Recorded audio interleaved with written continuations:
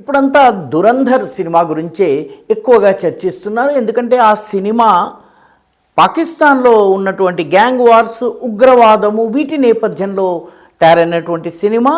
ఈ సినిమా దర్శకుడైనటువంటి ఆదిత్య ధర్ గతంలో ఉరి సినిమాను కూడా తీశారు. చాలా న్యాచురల్గా, చాలా వాస్తవానికి దగ్గరగా తీసినటువంటి సినిమా అది.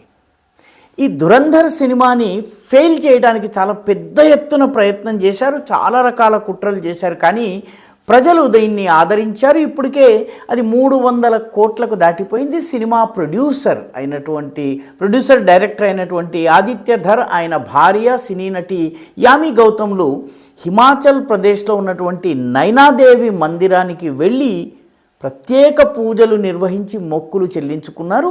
యామి గౌతమ్ చాలా సుప్రసిద్ధంగా జాతీయవాది అని చెప్పి నన్ను చాలామంది సినీ రంగంలో తిడుతున్నారు. జాతీయవాది కావడం తప్పెందుకయింది? తప్పెప్పుడయింది?